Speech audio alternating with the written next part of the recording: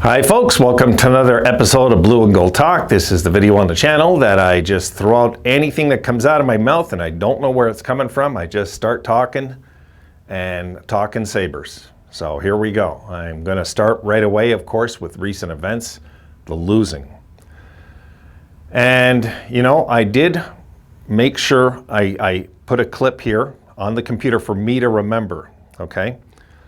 I was actually last night listening to After the Whistle, and it's been a good month since I've checked out After the Whistle. I've got a bunch of catching up to do, which I like to do with After the Whistle. I go there like once a month almost, it seems, and then I just binge listen to everything.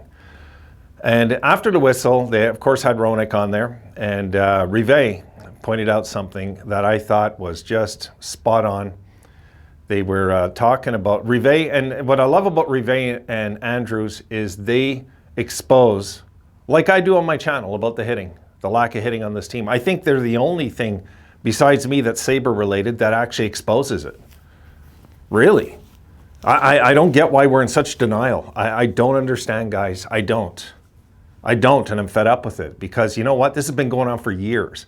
You guys, the intelligent fans, the ones that spot this and don't pretend it's not happening, have pointed out on my channel, they pointed out like notes to me saying, you know, Wayne, this has been going on for years. Yeah, you're right, it has. We haven't always been dead last, but you're right. We've been soft for a long time. Long time. You know, if we would have had a bit more of a tough team, it might have worked out better with Jack Eichel. It might have. It just might have. People will say, well, what about now? Well, we got Okposo and all this and that. Well, okay, we had Okposo when we were losing. What about then?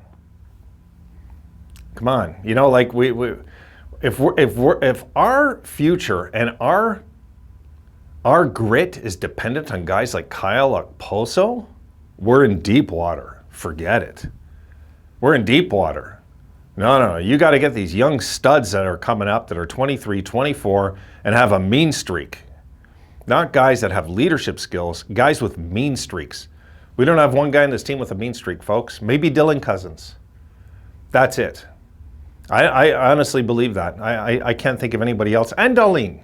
No, I'm wrong. Dahlin has a mean streak. He does. I spotted that even when he was crap in the bed, how bad he was playing. I seen he had a mean streak. Cousins, Dahlin, Tuck doesn't have enough of a mean streak like I'd like to see. I'd like to see him have more of a nasty streak. There's just not enough of it. We have too many gentlemen on this team. Too many leaders on this team. Not enough grit. There's not enough. And sooner or later, guys, this gets worse. It doesn't get better, it gets worse. I know how this is going to end. You know, and but they were saying, I wanted to bring up the thing about After the Whistle before I forget. So let me get back to that. So they're talking to Roenick, and Rive goes, hold on. He goes, and I think it was Rive. I'm pretty sure it was Rive. I'm sure of it. Goes to Roenick. He goes, how many hits do you think the Sabres had in it was a certain game they played recently? And he goes, oh no, like this. He knows right away it's not good.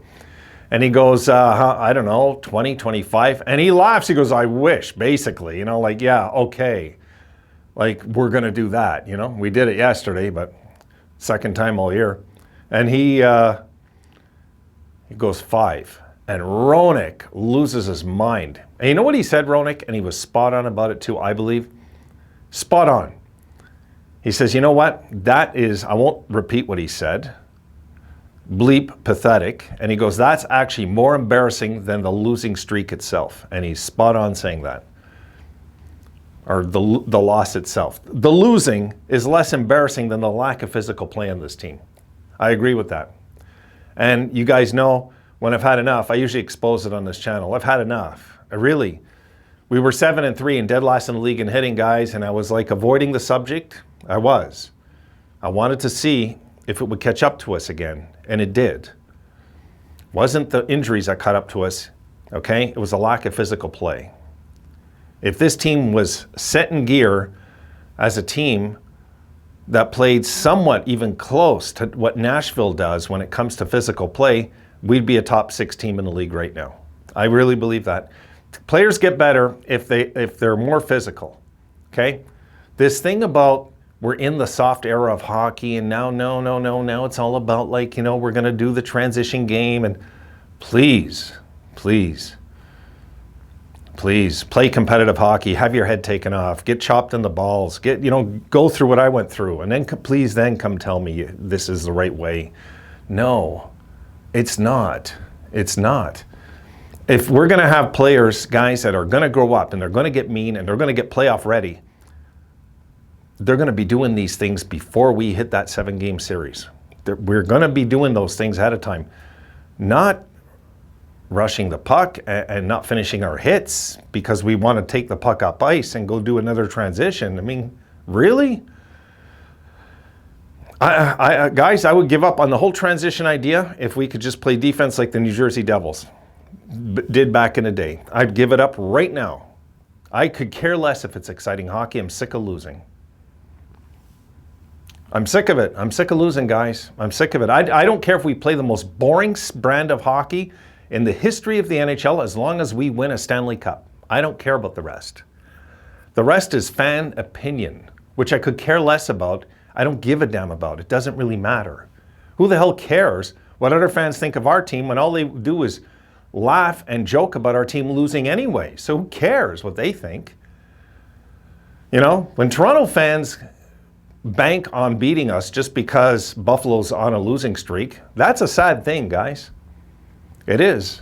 It's a sad thing. We're calling up basically our third string to hang in there yesterday.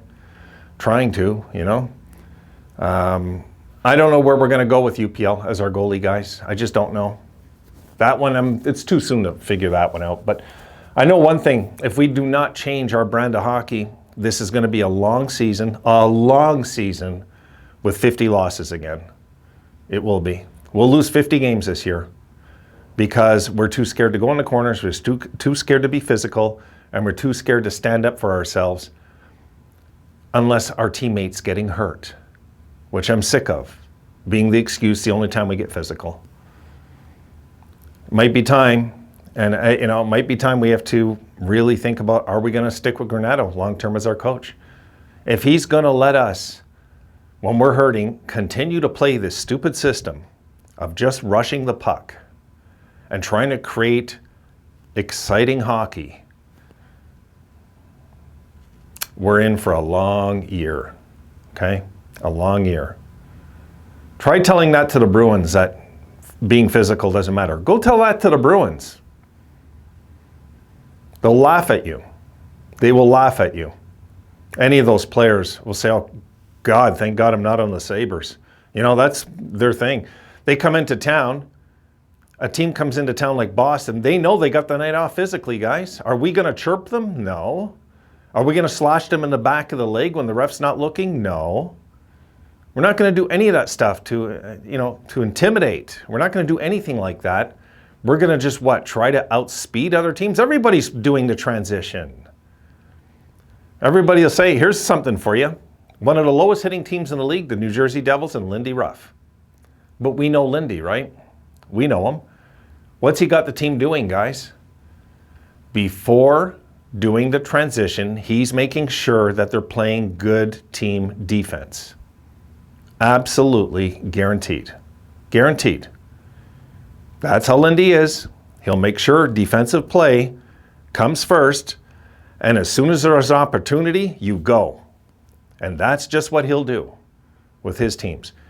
What Granato's doing is trying to get too far ahead of the NHL with the transition game, thinking we can be just the absolute top-notch team in the league in transition, and it's just not realistic because what happens after teams start settling in, they start looking at videotapes and they start saying, okay, all right, these guys, we can break them down in a neutral zone. Look what they're doing over here on the right-hand side.